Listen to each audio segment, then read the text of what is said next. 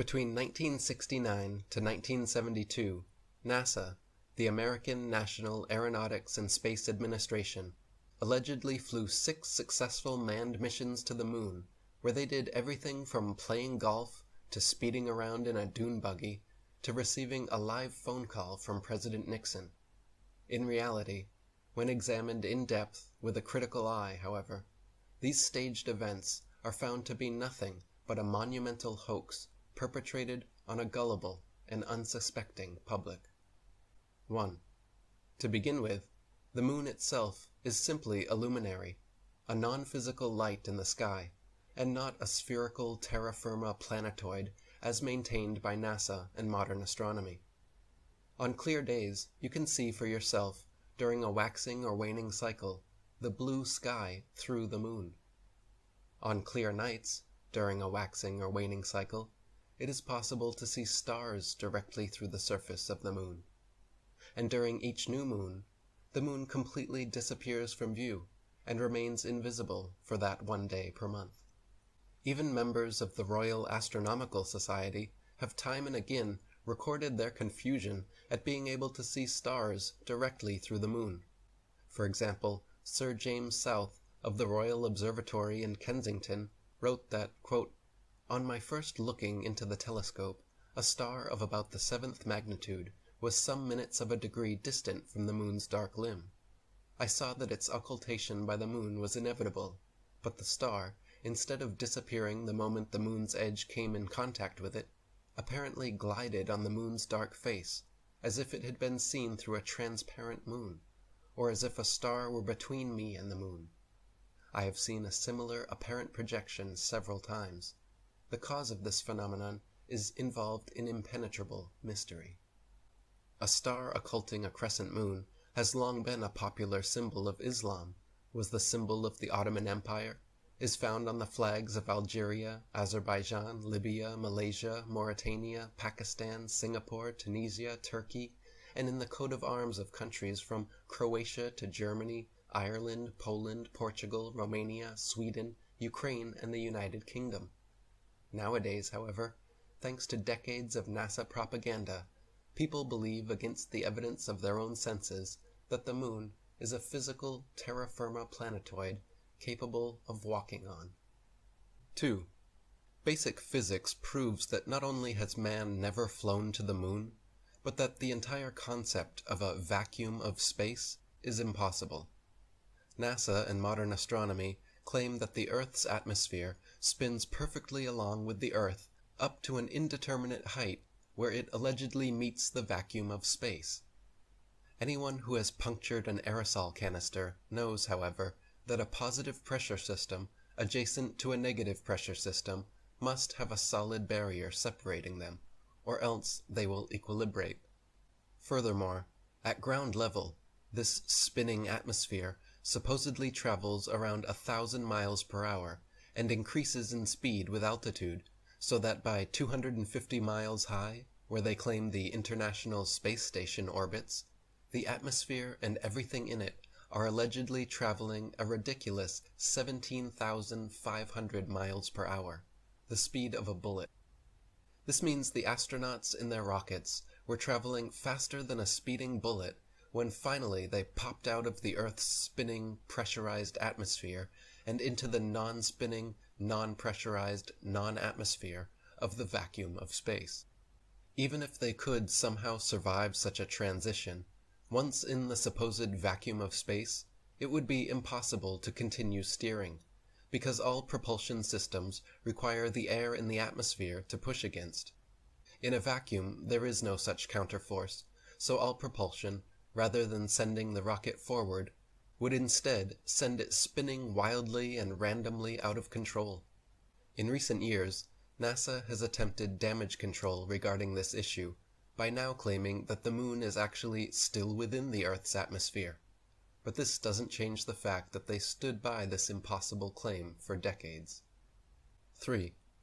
The amount of radiation claimed to exist in space, especially through the so-called Van Allen belt, was far too strong for the astronauts' flimsy suits.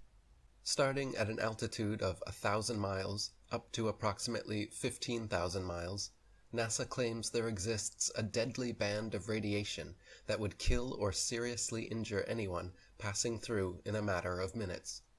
One Russian study stated that the amount of radiation present on the moon would require astronauts to be clothed in 4 feet of lead in order to avoid instant death. John Malden, a NASA physicist, said they would need at least 2 meters of thick shielding around them at all times, yet we see them on film bouncing around the moon in their 2-inch thin suits.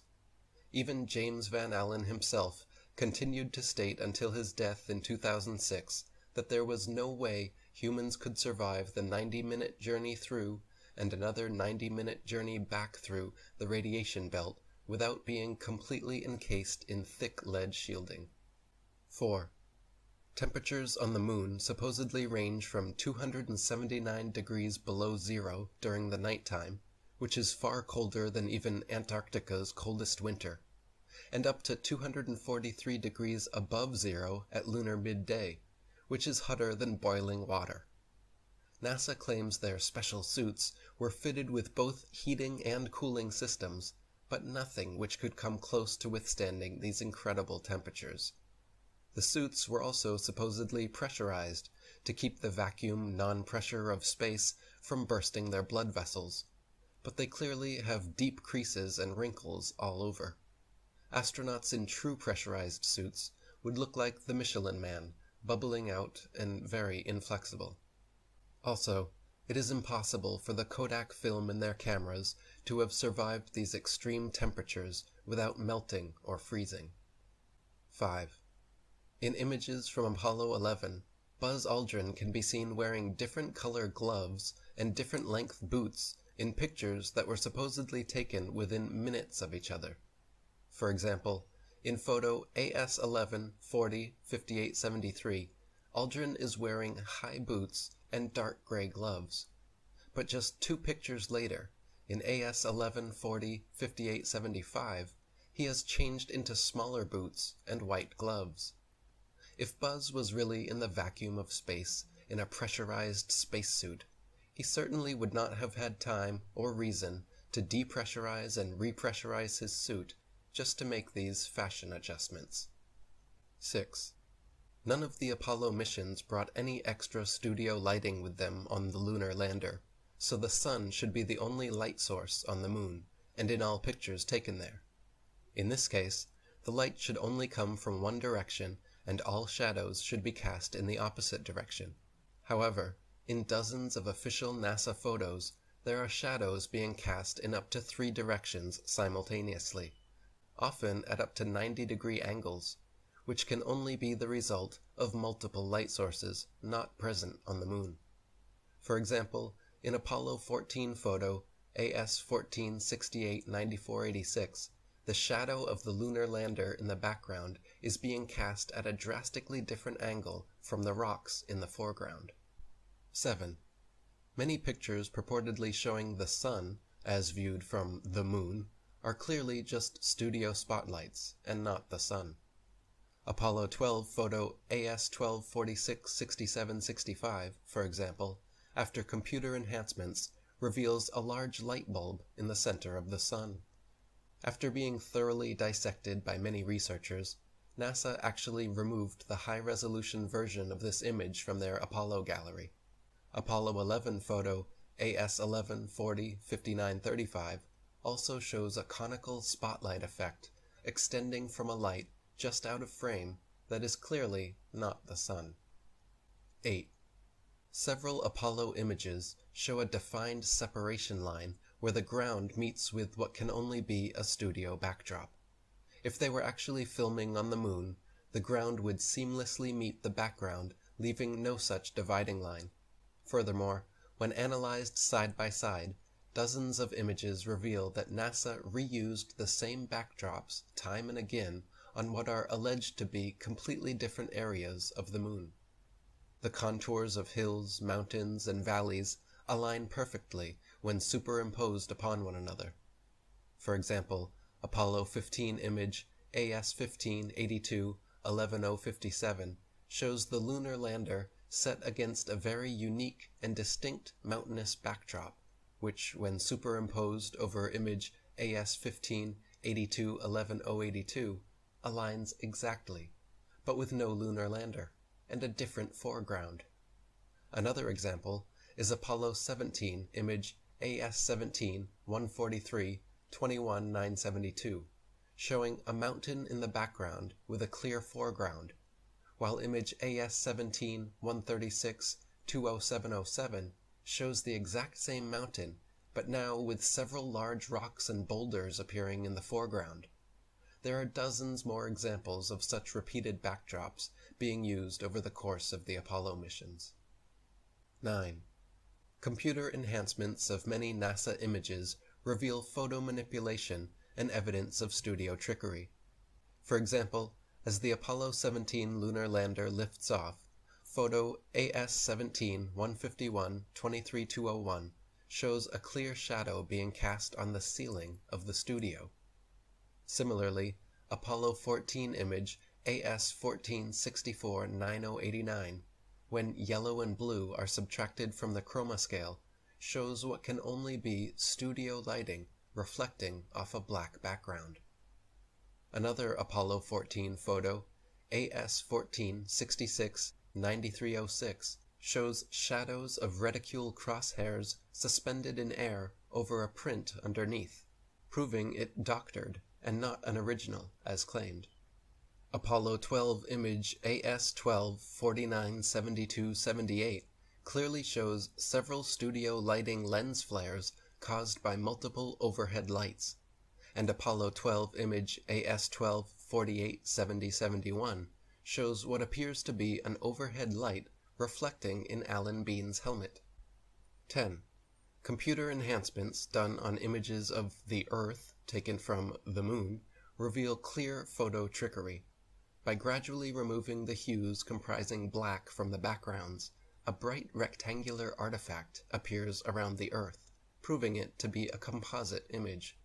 For example, Apollo 11 photo AS11 44 66 42, when manipulated in Photoshop, shows a distinct separation line where the Earth was added into the image. Another example is Apollo 17 image AS17 134 20 471, which, when enhanced and edited, shows an unmistakable rectangular artifact around the Earth, proving it to be another doctored composite photograph. 11. In the original Apollo 16 photo AS16 107 174 46, there is a rock with a letter C clearly engraved into it, as well as another C drawn into the dirt next to it.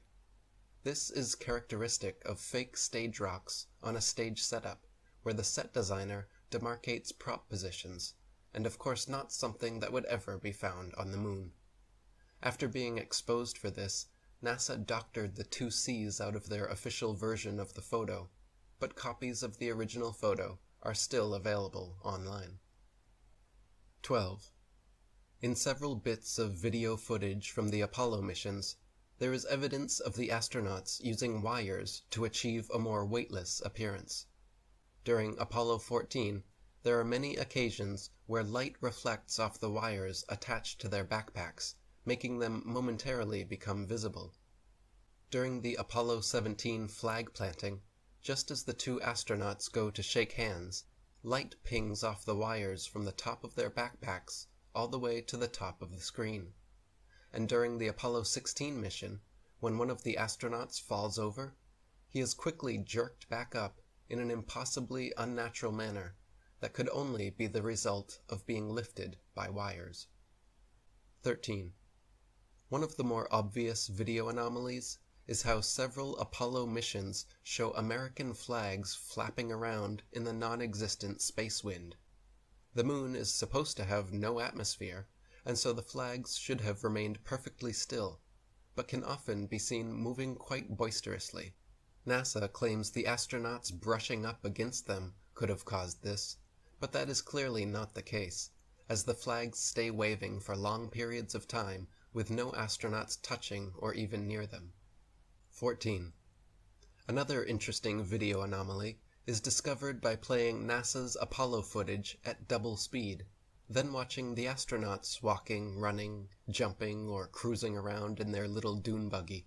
Without the speed adjustment, there is a quote-unquote low-gravity illusion, as the astronauts seem to float, drift, and glide slowly and smoothly along. But once they are seen at 2 times speed, it becomes clear that they are in quote-unquote normal gravity, walking, running, jumping, and cruising at normal speeds. NASA simply reduced the play speed by 50% in post-production to achieve the desired effect. 15. Another glaring mistake is that none of NASA's images or videos show stars in the background as they should. Just complete blackness, likely because exact star maps, as they should appear from the moon, would be nearly impossible to fake accurately. The testimony of different astronauts on different missions in their autobiographies and interviews just muddies the waters even more, some of them bragging about the quote, astonishingly brilliant light of the stars, and others saying that they quote, don't remember seeing a single star while on the moon. Such inconsistent testimony, and the fact that none of NASA's moon pictures feature any stars anywhere in their appropriate positions, is yet more strong evidence of studio fakery. 16. Any sovereign-minded, critically thinking adult that honestly examines NASA image AS11 405922 of the Apollo 11 lunar lander supposedly on the moon will see a pathetic 1969 attempt at creating high-tech looking equipment using flimsy construction paper, gold foil, Scotch tape, and metal shower rods. The idea that the piece of junk shown in this official NASA photograph flew to the moon and back is so ludicrous it's laughable. Most unbiased viewers would assume your average high school art class could construct this contraption without much struggle. But official NASA spokesman and astronaut Don Pettit assures us that actually this 1969 technology is so advanced that even with their multi-billion-dollar yearly budget, they cannot for the life of them recreate it now. I'd go back to the moon in a nanosecond, Don informs us, but NASA destroyed that technology, and it's a painful process to build it back again. Apollo 11 mission controller Harold Loden was quoted saying, "The skin on the crew cabin was very thin, and that was all done because of weight saving.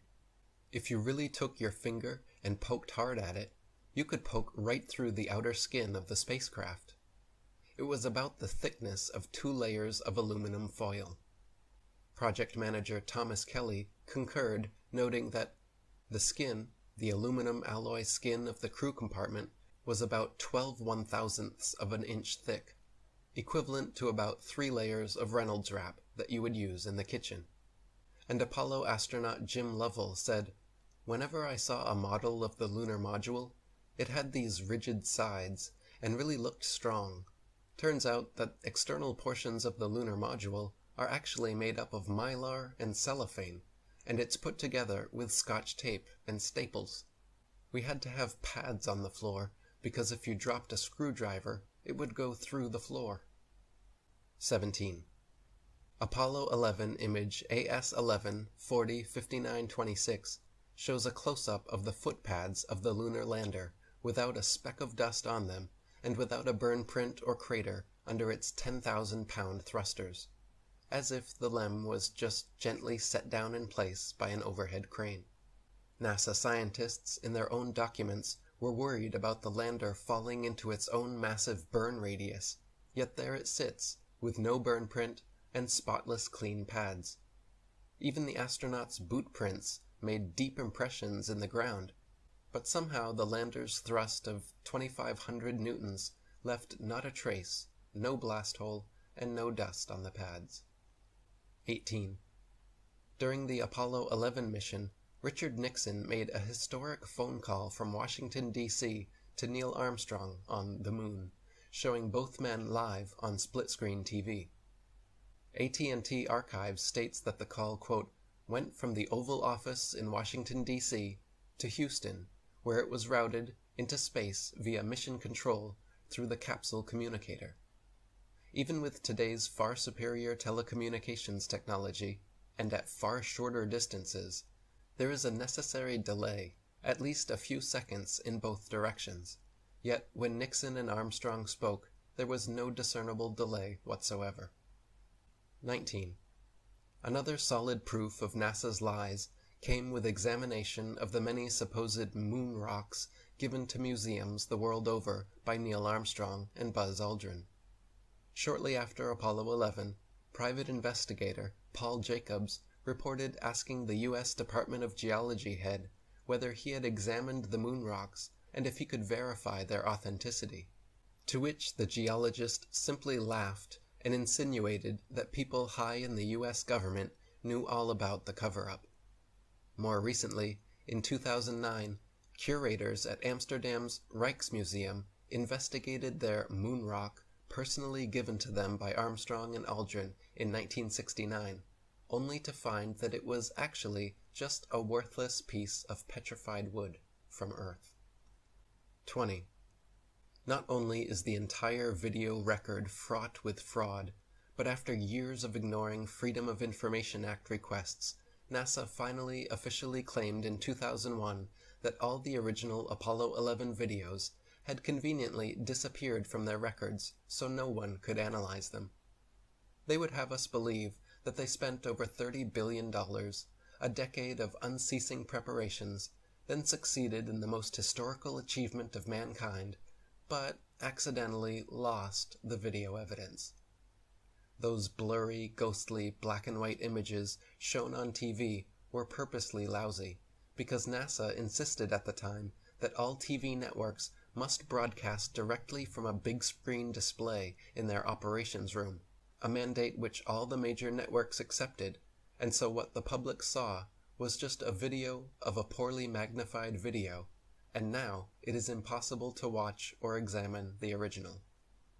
Not only have the Apollo 11 videos disappeared, but NASA claims to have lost all original audio tapes from the Apollo missions, and that their contractors have lost all prints and plans for the lunar rover, LEM lander, and Apollo ship engines. This is no different than a school child making excuses about a dog eating his homework when asked to show proof. The preponderance of evidence is stacked so high against NASA that anyone who honestly and unbiasedly investigates the so-called moon landings comes to the same undeniable conclusion. All of the Apollo missions were faked on Earth, using a variety of Hollywood trickery.